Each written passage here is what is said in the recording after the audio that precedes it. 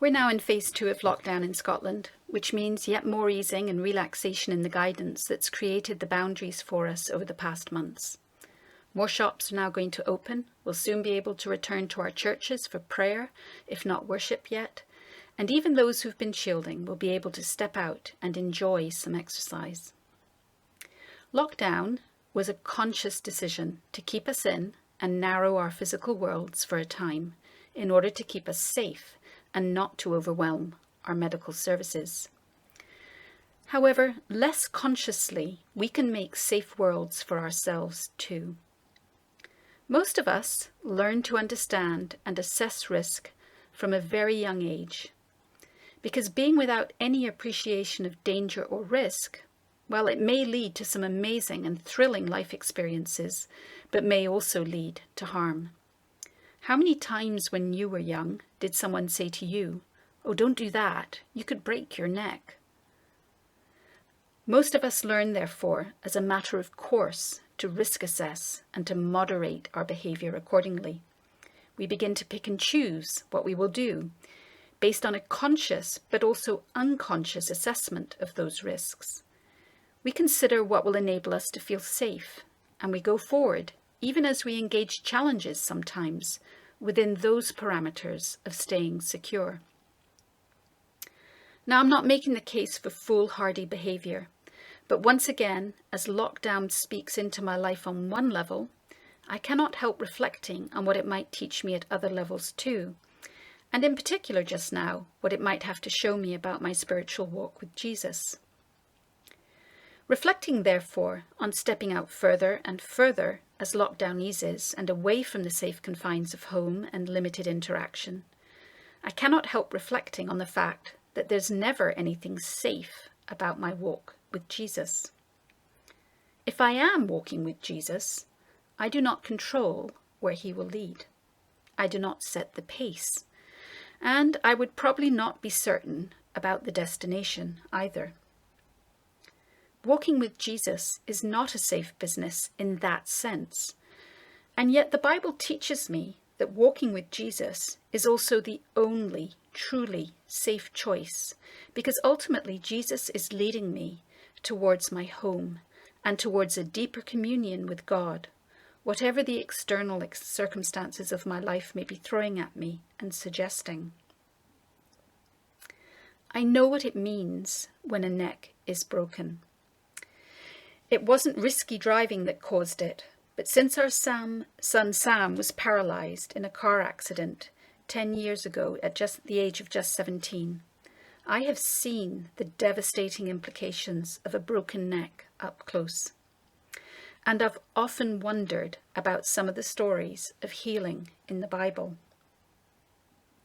How did those men who were healed, one in Bethesda and the other after being lowered through a roof, feel at that moment when they were told to pick up their mat and walk? This moving from paralysis to walking is in physical terms incredible, by which I genuinely mean beyond belief, and therefore utterly, mind-blowingly miraculous. When I consider these men, I cannot help but think about the many physical healings that had to occur for them to get up and walk. Normally, it can take many days of gradual adjustment for somebody who has been prone for a long time to move to being upright, because their blood pressure will not immediately allow it. Think about a time when you may have been in bed for a few days unwell, hopefully not COVID-19 unwell, and how lightheaded you may have felt when you started to get up or had to get up to go to the loo. That slight dizziness and sway after a long period lying down.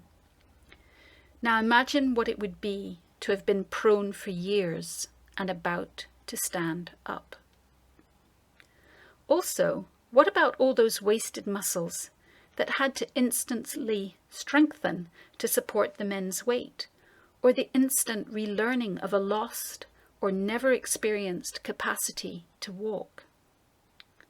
We know these stories tell of miracles, but they are so familiar I wonder if we really appreciate how amazing what is happening here actually is.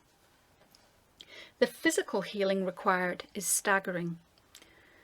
However, do we overlook the sheer courage and hope that lifted those men and enabled them to pick up their mats and step away as we ponder the simple physical marvel that they could do so?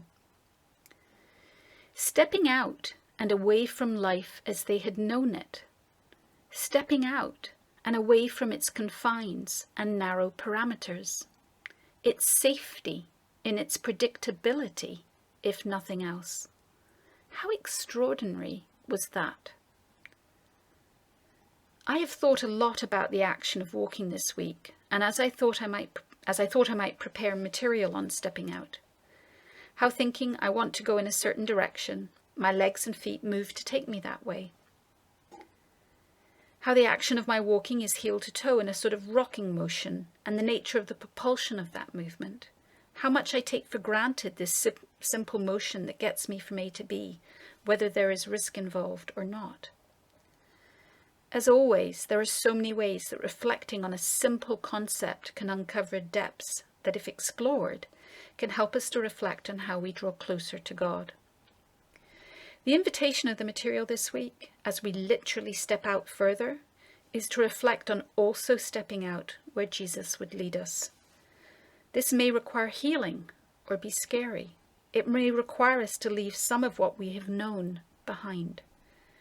However, if we will risk it, it could also take us closer to Him, to God, and to where we will feel more truly safe and at home.